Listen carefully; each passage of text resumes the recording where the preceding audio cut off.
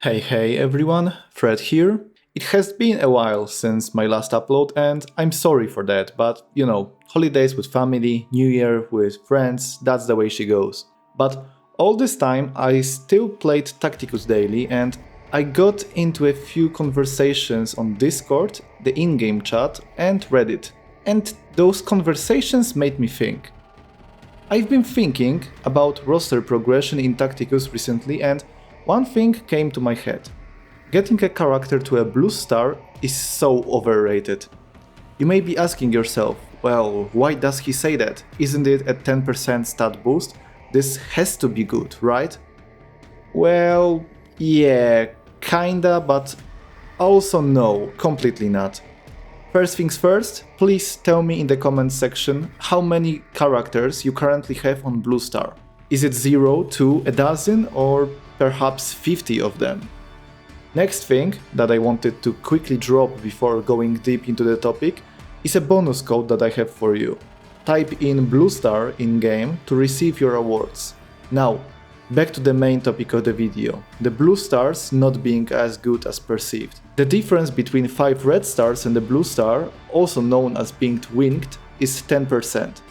Every star upgrade is 10% of stats. But it's not a 10% boost between them, it's a 10% of their base stats. And it so happens to be that 5 red stars is already at 200% of those base stats, while a blue star is at 210% of those same stats, which effectively makes a blue star a 5% boost to stats when comparing to 5 red stars. And you may say, hey Fred, getting 5% more stats could be good enough to justify that upgrade. And to that I say nay, sir, because in my eyes, the only moment where you could care about this is when you are in, let's say, top 20 or top 25 guilds in Tacticus when looking at guild rate stats. Then those 5% in theory could be the difference between securing a higher leaderboard spot, but to be honest, it's mostly for bragging rights. The most value from guild rates is from looping legendary bosses and getting all those juicy rewards multiple times.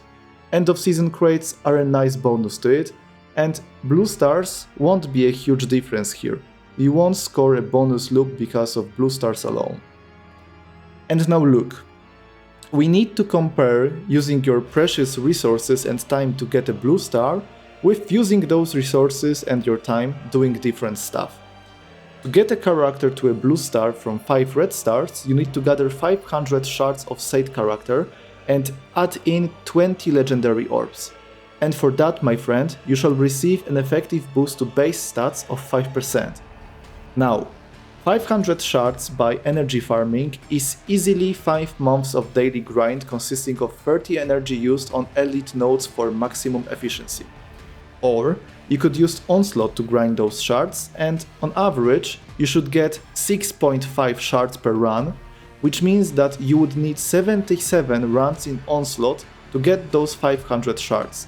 77 runs is about 52 days of Onslaught tokens, which we can round up to 2 months for clarity. You see, you would be spending 2 months grinding a single character in order to get it a 5% base stats boost. In the meantime, for 400 shards, you could take a legendary character with 3 red stars to 5 red stars. That jump would be 180% to 200%, which is an 11% boost to stats when comparing those two numbers. And for those 20 legendary orbs that you just saved by not getting a character to a blue star, they could be used to either bring 2 characters from epic to legendary, or could be used to bring 2 characters from 3 red stars to 4 red stars. You see what I mean by blue stars being not worth the struggle with them, right? Now, before I absolutely crush the idea of blue stars being worth it for the stats and damage and everything, I need to say one thing for clarity. Blue starring a character that may be used as an Archaeotech farm or one-time income of Archaeotech, if you happen to drop this character a lot, is a good investment. Good characters to put on blue star are Snotfloga, Eitana, Snapareka and Maladus. If you are not into varied and mid-leveled machines of war and instead want a single ultra beefy one, you could also turn them into Archaeotech farms where blue starring them causes you to get a huge income of Archaeotech every incursion event where you choose to grind them instead of something new. But point aside, blue starring characters for economic benefits is a smart and good thing to do. Doing so for a 5% stat boost is not that good of an idea if there are no excess shards to be converted into valuable Archaeotech. Because, you see, every meta guild raid comp isn't really about raw stats. It's about synergies and buffs and their abilities. The raw stats are just a small portion of the performance. You see, let's look at the AdMech teams. Exeter Raw is the shining star here, but almost all of his damage output comes from his skills, which are unaffected by star levels. So getting him to a blue star won't achieve much of an increase in damage output. It's like a placebo buff that is so small but requires so much work to get. Same goes for Tangida or Actus or Aleph Null or any other mech in that team. Abilities and summons over raw stats. Next we have Neurotrop, who relies on his passive to deal damage.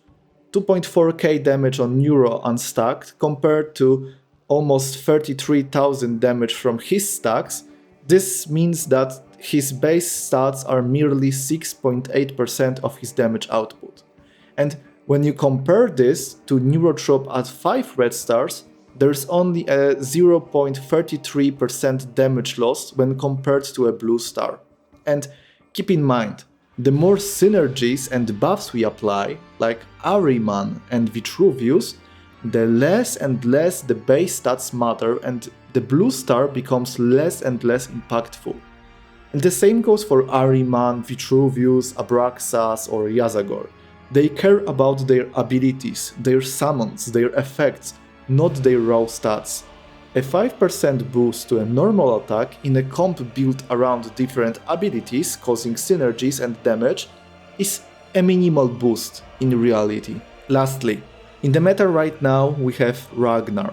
Ragnar is a tough one to crack in terms of how much does a blue star matter on this guy, simply because there is a lot of variation going on with his team and the potential damage output. You see, based on the boss that you are fighting, Ragnar could be used with Elgion, Aetana, Kalgar or even Helbrecht as his buffers. So we have 4 potential buffers that could be directly applied. But we also have Onshi, who can enable Ragnar to use Warhold twice, which would mean that the calculus gets deeper and deeper every time. And then we would also have to look at Karn or Snotfloga to see how a blue star affects them. For Ragnar's case, the most important part of his kit are the crits that he scores. Ragnar on his own has 1344 damage on a blue star and 1280 damage on 5 red stars. That's a loss of 64 damage per hit, which could be said to be 640 damage per turn if his passive is online. The problem is, 640 damage is almost nothing in Ragnar's case, since all of his damage output comes from crits. For a Diamond 3 Ragnar with maxed out equipment, every single crit deals a bonus of 2153 damage, so we instantly jump from 1344 damage to 3497 damage, when a 5-star Ragnar would jump from 1280 damage to 4333 damage, which is a loss of 1.8% of the damage. And that is before his buffs like Aetana, Elgion, Kalgar, Helbrecht are applied. You know, let's now ignore crits for a moment. Let's put Ragnar next to his most used buffers and pretend that his kit isn't built around crits. So, Ragnar does either 1280 or 1344 damage per hit. We then add in Elgion with his 898 buff, which makes us go to 2178 or 2242. And we already are looking at a 2.9% damage difference. Let's go further with adding Kalgar to the mix. Calgar adds an additional 1298 buff to the mix, which makes us go up to 3476 or 3540, which makes it a 1.8% difference of damage out.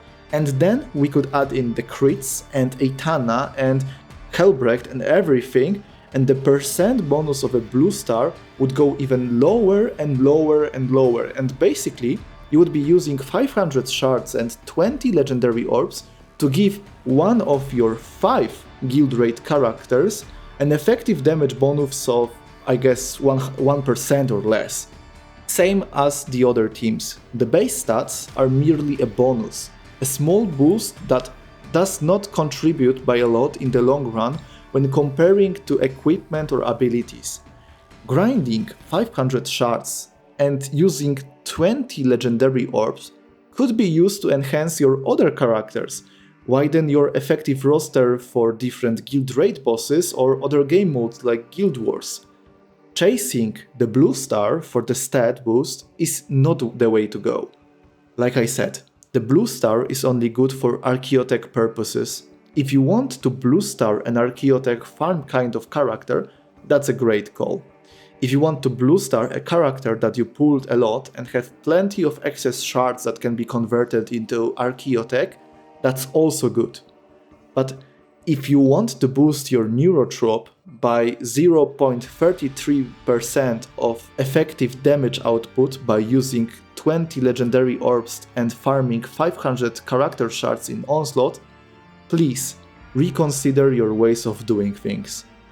Now, I have to say, I understand you people getting your characters to blue stars for whatever reason.